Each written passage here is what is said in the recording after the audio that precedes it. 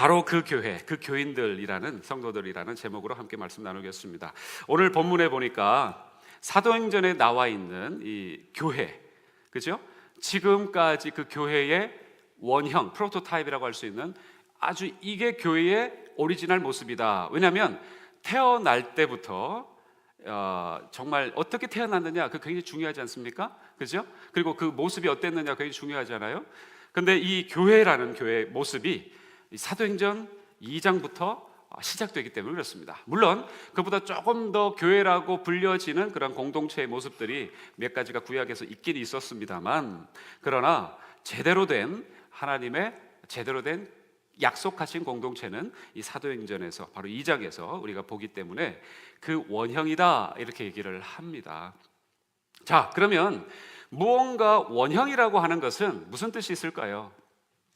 무언가 이게 진짜 원래 오리지널이다, 원래 모습이었다라고 하는 것은 무슨 얘기일까요? 항상 이 원형이 지나고 나서 이렇게 지나가다가 보면, 시간이 지나다 보면 그 짝퉁도 나타나기도 하고, 때로는 그 원형이 조금 변질돼 가지고 그 원래 모습을 좀 잃어버리기도 하고, 또는 더하여져서 좀 변질되기도 하고, 뭐 그렇습니다. 그렇죠?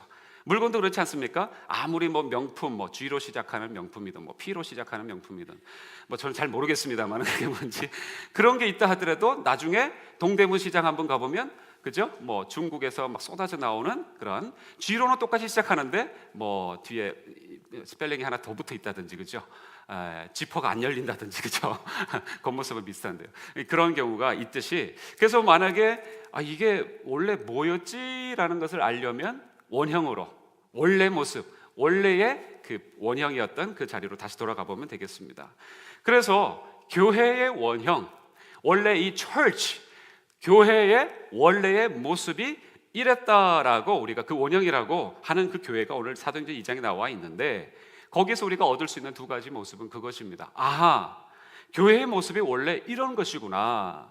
그 다음에 우리의 모습과 이들의 모습을 좀 비교해 보면서 겹쳐서 오버레이해서 이만큼 우리가 삐져나왔고 이만큼 움푹 들어갔고 이런 부분이 우리가 없구나, 또는 더하여져서 첨부된 부분이구나, 그리고 우리가 이렇게 될 수 있구나 라는 것을 생각해 볼 수 있다는 것이죠. 자, 바로 그 교회, 자, 이 교회가 드디어 탄생을 해서 그 어떤 모습을 보여주는 그런 내용을 오늘 방금 성경 구절을 읽으셨던 것입니다. 자, 그런데 교회라는 것은 누구일까요? 모습, 이 건물일까요? 그렇지 않습니다. 교회라는 것은 바로, 따라해 보시죠, 사람이다. 네, 저와 여러분은 교회입니다.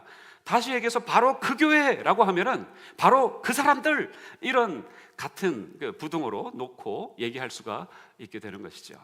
그래서 저와 여러분이 바로 그 교회, 바로 찾는 바로 그 성도, 바로 그 사람, 바로 그렇게 성경은, 하나님은 말씀을 통해서 우리에게 들려주시는 것입니다.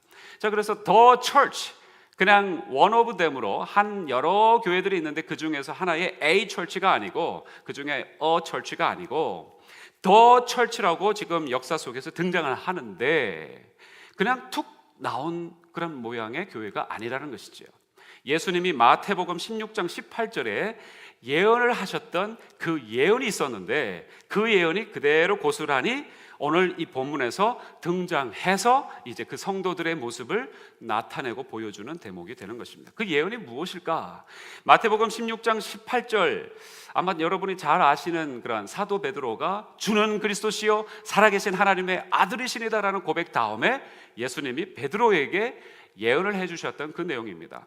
교회란 이런 모습이다, 또 이런 공동체가 나타날 것이다 라고 얘기해 주셨는데, 어떤 예언이 있냐면 제가 대독해 드리죠. 또 내가 네게 이르노니, 베드로에게 얘기하는 것입니다. 너는 베드로라, 내가 이 반석 위에 내 교회를 세울 것이다 라고 얘기하셨습니다. 근데 그 뒤따라 나오는 말이 너무너무 엄청나요. 뭐라고 얘기하셨냐면, 내 교회를 세우리니 음부의 권세가 이기지 못하리라. 할렐루야. 예수님의 약속의 예언의 말씀이셨습니다. 교회를 향한, 소위 우리가 얘기하는 초대교회, 초기에 그 초기 시기에 있었던 이 사도행전의 그 교회의 모습. 근데 그 교회의 모습에 대한 하나님의, 특별히 우리 주님의 약속이 뭐라고요? 음부의 권세가 이기지 못한다. 이 어마어마한 약속입니다. 음부라는 게 뭡니까? 더 쉽게 얘기해서 지옥의 권세도 까딱도 못하게끔 하나님이 다 블락하시고 이 권세를 오히려 이기기까지 할 그런 놀라운 공동체가 바로 나의 백성들이 이 땅에 출현할 것이다 라고 얘기하시는 것입니다. 그리고 그 뒤따라서 이런 얘기까지 더해 주세요. 땅에서 무엇이든지 메어버리면 하늘에서도 메일 것이요, 땅에서 무엇이든지 풀면 하늘에서도 풀리리니 바로 그 천국의 열쇠를 이 공동체에게 줄 것이다라는 약속을 하셨습니다. 어마어마한 약속이죠. 바로 그것이 교회인 줄로 믿습니다. 네. 한마디로 세상이 감당할 수 없는 사람들의 모임이 교회인 것이에요. 자, 그런데 이런 어마어마한 약속을 가지고 출몰한 이 교회의 모습, 우리가 조금 더 살펴봐야 됩니다. 왜냐하면 도대체 음부의 권세를 이긴다는 것이 무슨 뜻이냐, 도대체 그러면 음부의 권세를 이기는 그 공동체가 처음 나타났을 때 그들의 실질적인 모습은 어떠했느냐라는 것을 우리가 살펴보면 우리가 그 모습으로 다시 돌아갈 수 있는 그런 가능성이 확보가 되는 것이겠죠. 그래서 우리의 관심이 거기에 있습니다. 도대체 이들의 모습이 어떠했느냐라는 것이죠. 자, 43절 다시 한번 보시죠. 처음에 이 공동체가 예수님이 약속하셨던, 예수님이 예언하셨던 이 공동체가 이 땅에 나타났을 때에 그들의 모습이 바로 이러했다라고 얘기합니다. 43절 제가 대독하겠습니다. 사람마다 두려워하는데 라고 얘기합니다. 이들이 나타나니까, 이들의 공동체가 이 땅에 출몰하니까 어떠했다고요? 주변의 사람들이 다 두려워했다라고 성경은 기록해주고 있습니다. 진정한 교회의 모습은 주변 사람들에게 이 두려움을 주는 그런 공동체다라는 것이죠. 두려움에는 두 가지가 있다고 해요. 그냥 fear, 무서운 그런 두려움이 있습니다. 근데 이 두려움은 아닌 것 같아요. 왜냐하면 이 두려움의 밑바닥에는 분노가 항상 자리 잡고 있기 때문에, 여러분, 그 무서운 아빠라는 것은요, 사실은 좋은 아빠가 될 수가 없죠. 그렇죠? 무서운 아빠는 분명히 그 관계가 단절될 수밖에 없어요. 왜? 그 밑바탕에 본인도 그렇고 그 얘기를 대하고 있는 그 자녀에게 똑같이 분노가 그대로 전가되기 때문에 그렇다고 해요. 그래서 이 분노와 이 밑바닥에 이 분노가 자리하는 이 무서운 공포라는 것은 우리의 공포의 하나의 의미이긴 하지만 성경에서 얘기하는 사람마다 두려워하는 그 공포는 아닐 것입니다. 이 두려움이라는 것은 그런 뜻이 아닐 것입니다. 자, 두려움에는 또 한 가지 종류가 있습니다. 그 어떤 종류냐면 따라해 보시죠. 경외함. 예, 경외라는 그런 두려움이 있습니다. 경외, awesome이라고도 표현되고요, aw라고 영어로 표현되기도 하는데, 그건 어떤 뜻이냐면 이런 거예요. 이거는 내게 없는 것인데, 거기에서 오는 경외, 거기에서 오는 두려움이 바로 이 경외함, 바로 이 두려움이라는 것입니다. 나하고 분명히 같은 공간, 같은 현 시대를, 동시대를 살아가는데 이거는 나에게서 한 번도 듣도 보도 못했던, 그리고 설사 들었다 하더라도 그건 정말 유토피아에나 있을 법한 내용인데, 아니 어떻게 이 자리에서 그 일이 이루어지지? 라고 생각하게 만드는, 바로 그것이 가져다주는 감정이 바로 두려움, 경외라는 뜻입니다. 바로 이 전 모든 문맥을 살펴봤을 때에 사람마다 두려워하는데 라는 이 두려워한다는 말은 바로 이 두 번째, 경외감을 그들로부터 이 주변 사람들이 얻게 되었고 경험했다라는 것이죠. 여러분, 저는 이렇게 생각합니다. 저와 여러분 개인적으로는 누구 앞에 갔을 때 경외함은커녕 두려움은커녕 오히려 비웃음을 살 수도 있는 우리의 연약함을 압니다. 그렇죠? 더군다나 지금 한국교회 많이 지금 얻어맞고 있지 않습니까? 그러나 저는 분명히 믿고 또 선포하고 싶습니다. 그리고 소망합니다. 그게 뭐냐면 하나님이 원래 우리에게 주셨던 성도의 그 특권과 직분과 그 원래의 모습은 우리가 어디로 가든지 그 사람들 모든 주변에 있는 사람들에게 경외감을 자아내게 만드는 하나님의 놀라운 사람들이라는 것입니다. 할렐루야. 이걸 우리가 다시 회복해야 돼요. 획득해야 될 줄로 믿습니다. 그러면 그때 도대체 왜 초대교회를 보고 사람들이 두려워했을까라는 것이죠. 왜 두려워했을까요? 사람들이 무시무시하게 생겨가지고요? 아니면 뭐 기골이 장대해서요? 그런 건 절대 아니겠죠. 우리는 그리스도인이라는 그런 별명을 갖고 있습니다. 우리는 그냥 스스로 크리스천이라고, 그리스도인이라고 자처하지만 사실 이거는 원래 별명이었어요. 닉네임이었습니다. 원래 별명이 어떤 것이었는지 혹시 아십니까? 여러 가지 별명이 있었습니다. 그리스도인이라고 하기도 하고요, 하나님의 사람이라는 별명도 있었습니다. 그 다음에 말쟁이라는 그런 별명도 있었습니다. 이 말쟁이라는 별명은 아마 지금까지도 아마 우리가 종종 듣는, 그죠? 아유 저 수다쟁이, 말쟁이, 그죠? 그런 얘기 들었던 저도 기억이 있습니다. 그 다음에 천하를 소동케 하는 사람들이라는 별명도 있습니다. 그 다음에 또 어떤 별명이 있었냐면, 워낙 이 교회 성도들이 가는 곳곳마다 놀라운 그 전파력을 가졌기 때문에 이런 별명도 가졌는데, 열병 또는 연병이라는 그런 별명도 얻을 때도 있었다고 합니다. 그냥 아주 그런 질병처럼 이 사람들이 갈 때마다 주변 사람들이 다 퍼지는 것이죠. 그런 별명들을 가졌는데, 근데 저는 그 중에서 제일 이렇게 귀하게 생각하고 좀 오늘 이 시간에 나누고 싶은 것은 바로 히브리서 11장 38절에 나와 있는 말씀에 근거한 또 하나의 별명입니다. 저 이건 따라해 보고 싶어요. 한번 여러분이 따라해 보시기를 원하는데 같이 한번 따라해 보시죠. 세상이 감당하지 못하는 사람들. 예, 와, 너무 멋있지 않습니까? 여러분 멋있습니까? 이 말이요? 정말 저는 멋있다고 생각해요. 세상이 감당하지 못하는 사람들.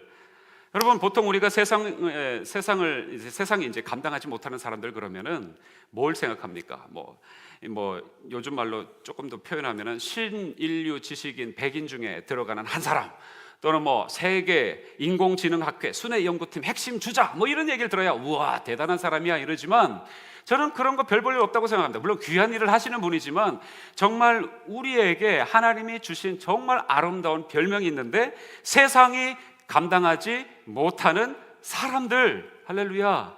저는요, 우리 사랑하는 성도님들이 다 그렇게 이미 하나님께서 찍으시고 그렇게 인도하고 계시는 줄로 저는 확신합니다. 믿으시면 아멘 하십시오.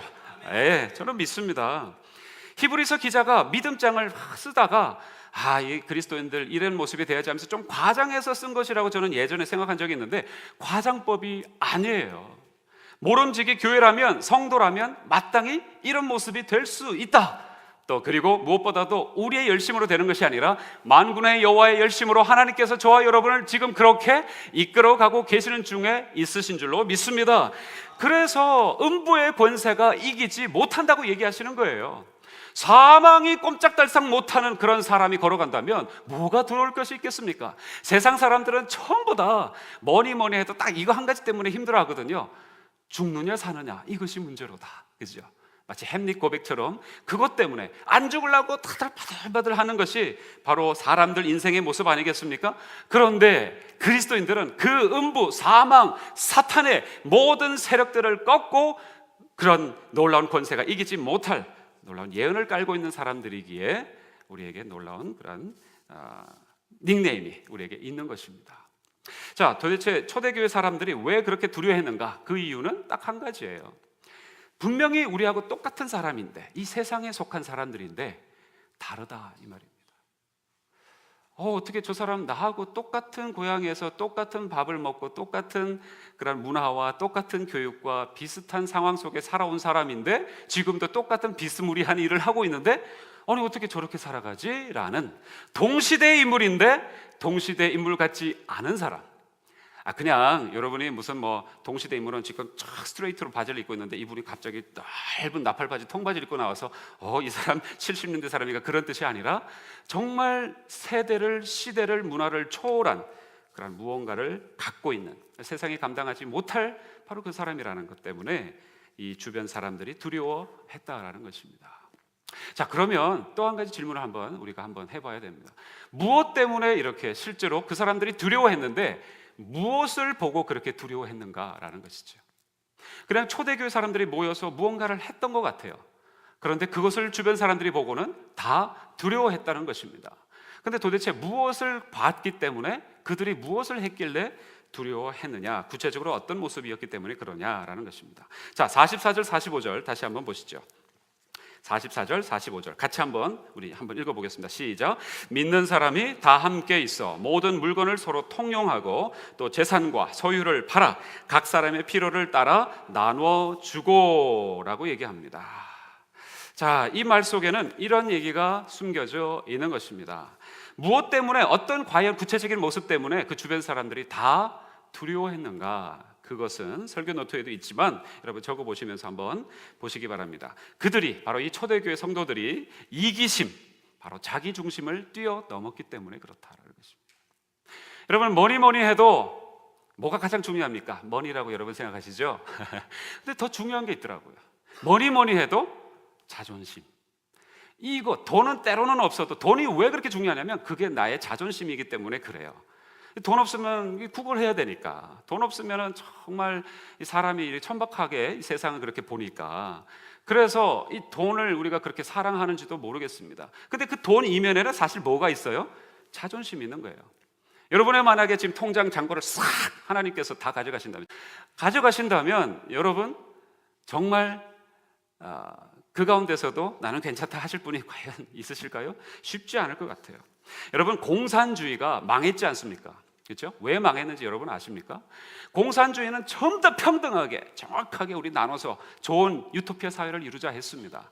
사람의 논리는 좋았습니다만 실제로 그 일을 이루지 못하고 망했잖아요. 망한 이유가 다 분석가 비평가들이 하나같이 이구동성으로 한 얘기가 뭐냐면 바로 그 이기심 때문에 그랬다라고 얘기합니다. 어느 누구도 이 이기심을 꺾을 그런 제국과 그런 시스템이 없다라는 것이죠. 아무리 전체적으로 시스템을 가지고 울부짖고 난리를 치고 선동을 하고 강력하게 포효를 해도 이 인간의 아주 밑바탕에 들어있는 이기심, 자기 중심은 꺾을 존재가 없더라라는 것입니다. 그래서 사람이 다 그렇게 살아가요. 뭐라고 얘기해도 다 자기 중심, 이기심을 챙기는 가운데 서로 살아가는 것입니다. 그런데 세상에 없던 사람들이 등장한 것이에요. 아니, 세상에 어떤 존재도 이기심을 끊을 수가 없었고 어떤 막강한 세력도 심지어 대제국의 그러한 시스템마저도 무너뜨리는 이 이기심을 아무도 무너뜨릴 수 없었는데, 그런데 이 이기심을 극복한, 자기 중심을 극복한 사람들이 나타났다는 것입니다. 그래서 경외감 속에, 두려움 속에, 아니 도대체 이 사람들은 도대체 뭘 먹고 자란 사람들인가, 무슨 생각을 하고 살아가는 사람들인가라는 경외감을, 그 궁금증을 불러일으켰다는 것이죠. 바로 이기심, 자기중심을 뛰어넘었다는 것입니다. 여러분 잘 아는 에이리 프롬이라는 심리학자, 여러분 잘 아실 겁니다. 사랑의 기술이라는 유명한 책도 남긴 그런 저자이지 않습니까? 한번 읽어볼 만한 책인데, 이분이 이런 얘기를 했어요. 현대 사회가 갈등과 혼란 가운데 빠지는 주요한 이유는 무엇이냐면 모든 현대인들이 너무나 이기적으로 변하고 있기 때문이다. 이런 통찰을 우리에게 시사한 바가 있었습니다. 그 다음에 BJ 월 하이트라는 목사님은 이런 얘기를 한 적이 있어요. 우리가 겪고 있는 심한 두려움은 궁극적으로 바로 우리의 이기심과 자기 중심성에서 오는 것이다. 그 다음에 캐롤 메이홀 부부, 유명한 그런 가정 상담 치유하시는 그런 목회자 부부가 계시는데, 이분이 이런 얘기를 합니다. 저는 정말 이 얘기에 제가 찔리지 않을 수가 없었는데 아마 우리 성도님들도 그러실지 모르겠는데, 모든 가정의 문제는 바로 나 먼저 철학에서 온다. 이 이기심, 절대 사라지지 않을 것 같은 이 강력한 힘, 이 집요한 인간의 죄성이 무너졌다는 말이죠. 언제요? 초대교회 안에서요. 그 성도들 안에서요. 사람들이 물건을 나눠 쓰기 시작을 합니다. 자기의 재산과 소유를 다 팝니다. 그리고 필요가 있으면 그때마다 무상으로 자기의 소유를, 그렇게 애지중지했던 그 나의 분신이라고 할 수 있는 그 소유를 마구 나눠주기 시작을 합니다. 이게 초대교회의 모습이었어요. 여러분, 그 사람들이 그냥 순간적으로 은혜를 받아서 그런 것이겠죠 라고 저와 여러분 생각할 수 있는데, 이 당시뿐만 아니라 이 이후에 성령님이 강력하게 역사하시는 교회의 모습들은, 이후에 나타난 교회들도 다 이런 모습들을 부분적으로 다 가지고 있었다라는 그런 역사적인 그런 내용들도 우리가 본 적이 있습니다. 사도행전 4장 32절에 보니까 믿는 무리가 한 마음과 한 뜻이 되어 모든 물건을 서로 통용하고 제 재물을 한 사람도 조금도 제 것이라고 하는 이가 하나도 없더라, 이런 표현도 성경이 우리에게 들려줍니다. 그러면 아마 지금쯤 조금 걱정이 좀 되실 겁니다. 그렇죠? 그리고 우리가 믿음이 열심히 있게 되면 결국은 내 물건, 내 집안 살림 다 거들라고 다 팔아치워야 되는 것인가, 이런 걱정이 좀 있으실 건데, 사실 저도 마찬가지입니다. 결국은 그러면 신앙촌을 얘기하는 게 아니냐, 서로 그냥 산에 올라가서 아유 모르겠다 하면서 다 그냥 같이 물건을 통용하면서 신앙촌을, 한 마을을 이루어서 그렇게 살자는 얘기가 아니냐, 그렇게 생각하실지도 모르겠습니다. 더군다나 우리는 지금 바자하고 있지 않습니까? 펀드레이징이요, 그렇죠? 그래서 지금 한 달 남짓 물건을 모으시고 이렇게 바자를 하고 있는데, 아이고 이 바자도 그것도 내가 그냥 창고에 묵혀뒀던 거 잠깐 꺼내서 바깥에서 뜨거운 때약빛에서 조금 수거하는 것도 참 어렵고 쉽지 않은데, 아니 내가 쓰던 또는 아니 내가 귀중하게 여기는 내가 지금 필요한 그걸 다 끄집어내서 돈이야 뭐야 할 것 없이 다 끄집어내서 통용하자니, 그것도 2달도 아니고 1달도 아니고 몇 주 만에 바자도 아니고 그렇게 살아가자니 그게 가능한 법이냐? 예, 분명히 압니다. 저와 여러분의 신앙의 성숙도를 우리 주님이 잘 아시는 줄로 믿습니다. 그래서 그런 걸 요구하시지는 않으실 거라고 저는 믿어요. 그럼 잘못하면 우리는요, 그냥 담요나 서로 짜고 김치나 간장이나 매일 만들고 카스테라나 구워내는 공장촌이 될 수 있습니다. 하나님은 그런 거 원하시는 게 아니에요.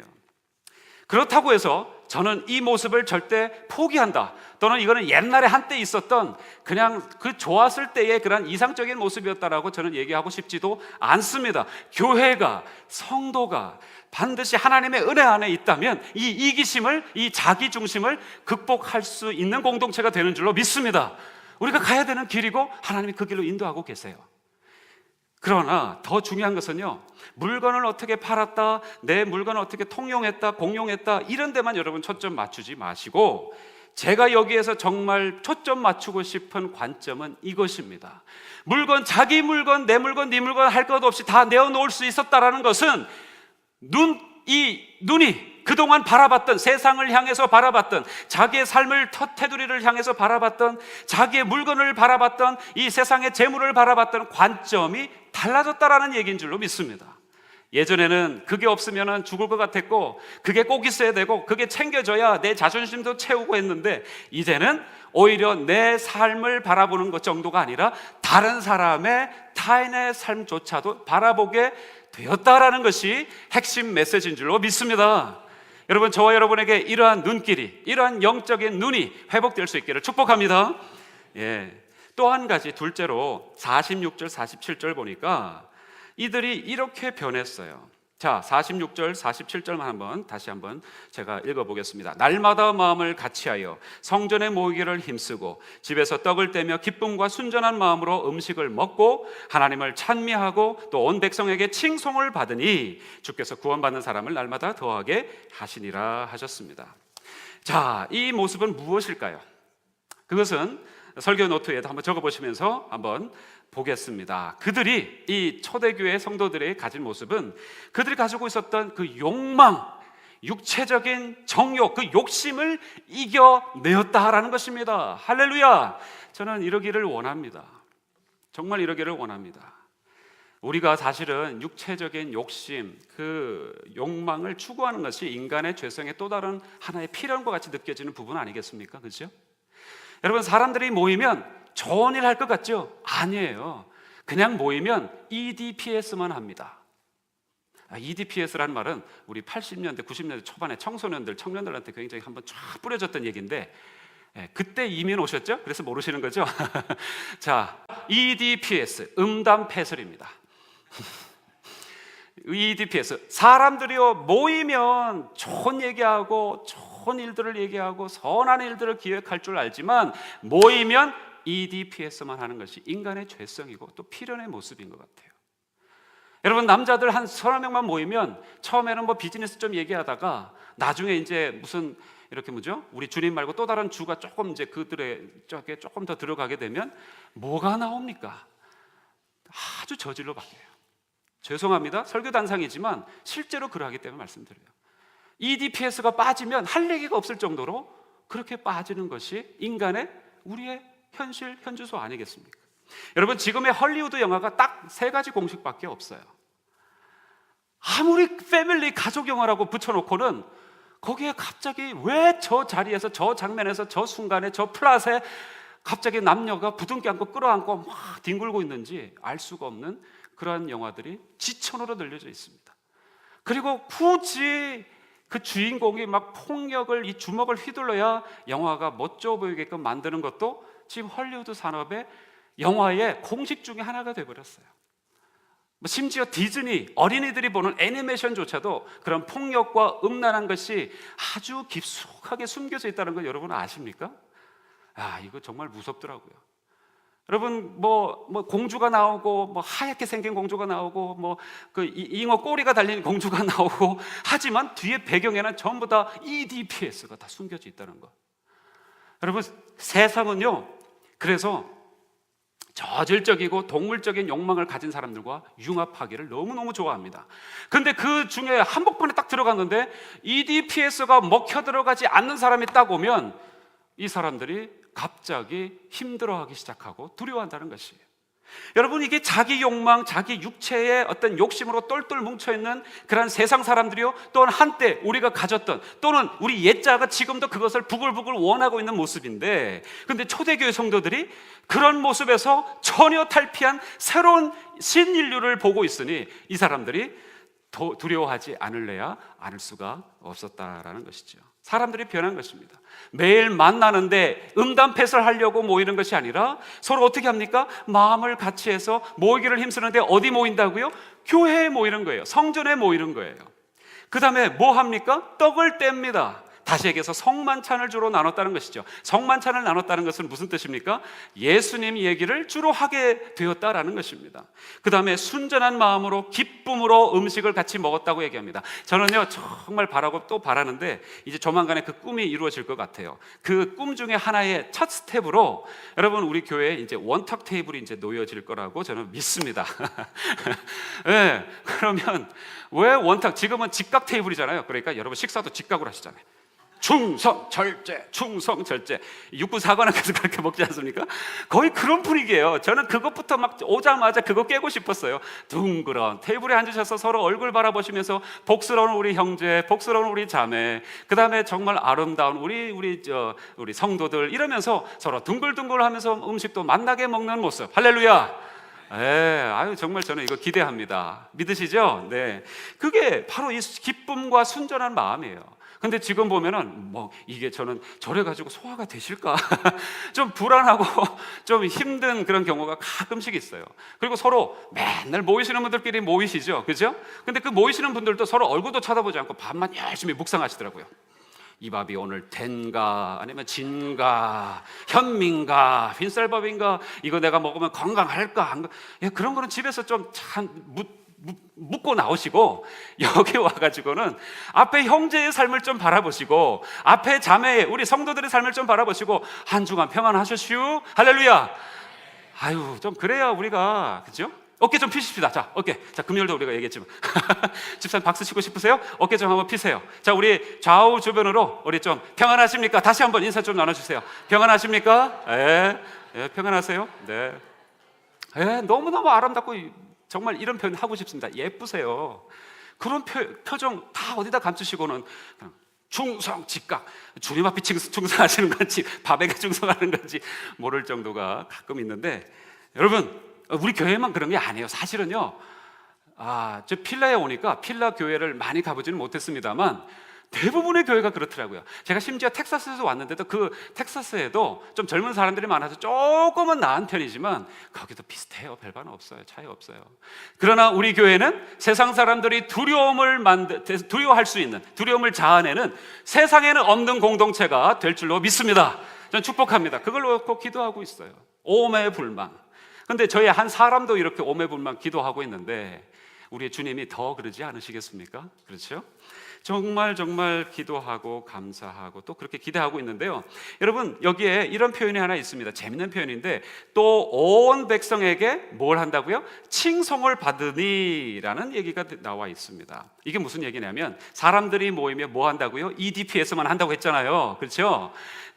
추하고 정말 저질스럽고, 그런데 아니 이 공동체는 가니까 추하지가 않아. 그리고 저질스럽지가 않아요. 전혀 다른 얘기를 해요. 비즈니스를 얘기를 하는데도 정말 이 비즈니스를 가지고 내게 주신 이 기업을 가지고 분깃을 가지고 내가 어떻게 더 많은 사람들을 먹여 살릴까, 이걸 고민하고 있는 거예요. 그리고는 거기에 기쁨이 있는데 세상에서는 한 잔 꺾으면서 나오는 그런 기쁨과는 절대 비교할 수 없는 그런 알코올에 의지하는 기쁨이 아니라 또는 어떤 다른 것에 의지하는 기쁨이 아닌 최대로 정말 기뻐할 수 있는 인간의 본연에게서 하나님이 주신 그 기쁨이 나오더라. 이것이 바로 온 백성에게 칭송을 받았던 그 내용이라는 것입니다. 다시 얘기해서 세상에는 이런 것이 없었다. 그런데 이 사람들은 어떻게 된 것인가 라는 것이죠. 여러분, 결국 이것입니다. 첫 번째, 두 번째를 다 합쳐서 얘기를 해보면 이기심도 꺾었죠. 자기 중심도 꺾었습니다. 육체의 욕망도 꺾었습니다. 육체적인 욕심도 꺾었습니다. 뛰어넘었습니다. 이겼습니다. 그리고는 딱 한 가지 모습을 그 전체를 통해서 보여주는데 따라해 보시죠. 일치. 유니티를 이 사람들이 형성하더라. 세상 사람들 모이면요, 산으로 갈지 바다로 갈지 어디로 갈지 모릅니다. 근데 이 사람들은 다 모양도 틀리고 성별도 틀리고 나이도 틀리고 신분도 다 틀립니다. 이 당시에는 심지어 종의 사람들도 있었는데 다 같이 모여 있는 거예요. 상전들도 있었고 고위직 관리도 있었는데 다 같이 모여 있는 거예요. 그런데 일치를 이루고 있더라. 여러분, 제가 얘기하는 일치는요, 파시즘이나 공산주의를 얘기하는 게 절대로 아닙니다. 그렇다고 강력한 카리스마적인 리더십이 나와서 나를 따르라 해가지고 무조건 다 깨갱하면서 아유 저 사람이 얘기하니까 따라가야지, 그런 일치도 아닙니다. 다 여러분, 제가 원하는 일치는요, 여러분 A 집사님이 계시면 A의 성격이 있으세요. B 집사님 있으면 B의 성격이 있으세요. C 집사님이 있으면 C의 성격이 있으세요. 박 집사님, 김 집사님, 이 집사님 성격과 스타일과 다 달라요. 그러나 한 가지 일치되는 파운데이션이 있던데 그것이 뭐냐? 여러분 42절 보시죠. 42절 같이 보겠습니다. 시작. 저희가 사도의 가르침을 받아. 할렐루야. 사도의 가르침, 바로 예수 그리스도와 함께 3년 동안 같이 먹고 같이 자고 같이 움직였던 그 제자들, 바로 사도들 아니겠습니까? 그 제자들의 가르침, 사도의 가르침이 무슨 말일까요? 예수님에게서 받았던 가르침, 그렇죠? 사도의 가르침을 받아. 영어로는 어떻게 되어 있냐면 devoted to라고 되어 있습니다. 예수님의 가르침에 철저하게 이 사람들이 헌신을 했다라는 것이 전제예요. 다시 얘기해서 예수의 가르침 속에 한마음 한뜻 그 파운데이션을 딱 놓으니까 서로 옷 매무새도 다르고 생김새도 다르고 성격도 다르고 가지고 있는 에듀케이션의 수준도 다르고 다 다르지만 생각 방식도 다르고 일처리 방식도 다 다르지만 어떻게 해요? 바로 예수 가르침에 함께 묶여 그 파운데이션 안에서 서로가 일치 하나를 보이더라. 할렐루야. 그리고 예배가 살아나더라. 할렐루야. 교제가, 진짜 교제가 무엇인지 살아나더라. 할렐루야. 진짜 맨날 말로만 뭐 누구 좀 도와줘야지 이게 아니라 진정한 나눔이 일어나더라 라는 것이 오늘 이 본문에 저와 여러분에게 들려주시는 우리 주님의 음성이십니다. 그리고요, 이럴 때에 놀라운 기록이 하나 더 있죠. 47절 끝절을 다시 한번 보시죠. 여러분, 하나님을 찬미하여 또 온 백성에게 칭송을 받으니, 자 같이 읽겠습니다. 그 다음에 시작. 주께서 구원받는 사람을 날마다 더하게 하시니라. 아멘. 여러분, 우리 교회가 부흥할 수 있는 유일한 비결이 여기 나와 있습니다. 목회자의 강력한 카리스마요. 그게 만약에 진짜 원한다면 저 오늘부터 산에 올라가서 목소리부터 걸걸하게 만들어서 내려오겠습니다. 할렐루야. 축복했을지어다. 잘 안 되네요. 목만 아프네요. 그죠? 제 스타일은 아닌가 봐요. 그죠? 정말 그것이 필요하다면 저 그렇게 할게요. 그러나 성경에서 그렇게 얘기하지 않고 있어요. 온 성도가 예수 사도의 가르침에 하나가 되어 그 안에서 일치가 이루고 있다 보니 자연스럽게 형제의 어려움이 보이면 그냥 써라. 그냥 형제의 아픔, 자매의 아픔이 보면 가서 같이 울어주고 같이 음식 먹자고 같이 서로 부둥켜 안고 그런 나눔과 일치와 그리고 그런 모습이 있으니 예배 가운데 신이 나지 않을 수가 없는, 예배가 살아나는 그런 놀라운, 세상에서는 경험할 수 없는 공동체가 나타나니까 사람들이 두려워하면서 어떻게 해요? 성도들의 수가 많아지더라. 할렐루야. 우리 교회도 그렇게 될 줄로 저는 믿습니다. 사모합니다. 저와 여러분에게 그런 모습이 먼저 드러나야 돼요. 그러면 하나님께서 이 비어있는 군데군데 자리들 놀라웠게 하나님의 사람들로, 정말 갈급한 영혼들로 채워주시고 우리의 충만한 놀라운 하늘의 사랑, 우리 예수 그리스도의 사랑, 진짜의 사랑을 경험하게 하실 줄로 믿습니다. 하늘보다 높으신 주 사랑, 바다보다 넓으신 주 사랑, 나를 변한 그거 높으신 사랑, 되고 된 그 모든 것 내게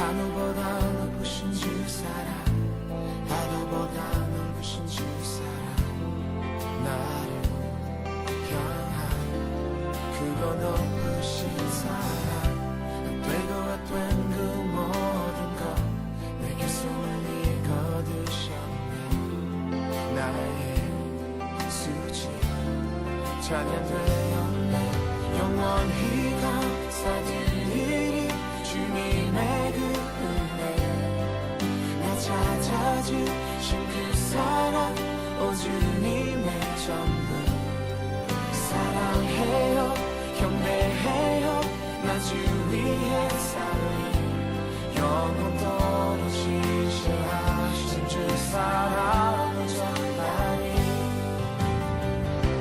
하늘보다 높으신 주 사랑 바다보다 넓으신 주 사랑 나를 향한 그거 높으신 사랑 되고 안 된 그 모든 것 내게 손을 이거두셨네 나의 수치 찬양되어내 영원히 감사드리리 주님의 그 은혜 나 찾아주신 그 사랑 오 주님의 전부 사랑해요 경배해요 나 주 위에 살리 영원토록 지시하신 주 사랑을 전하리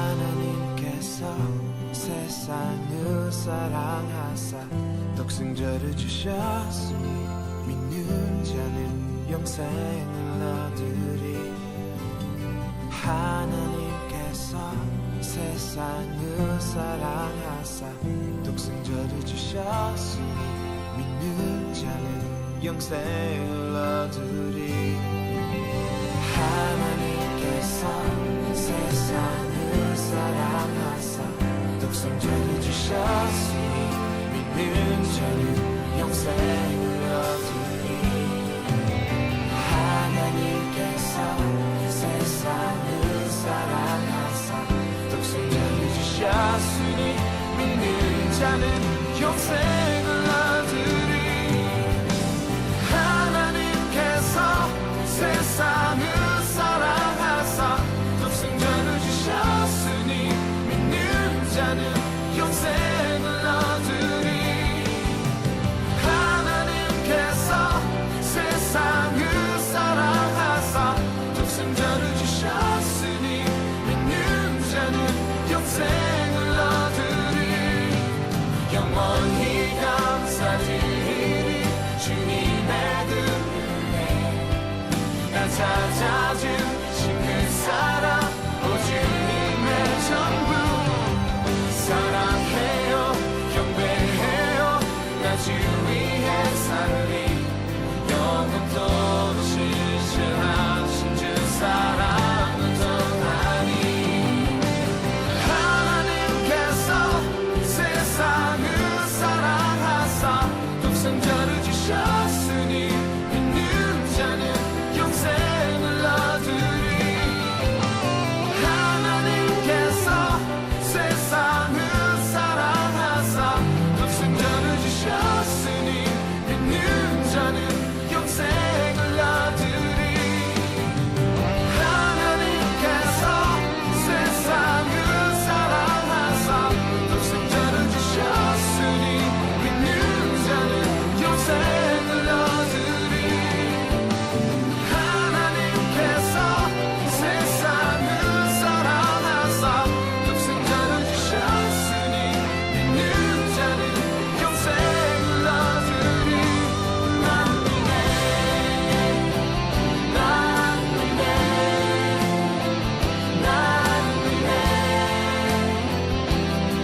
다시 서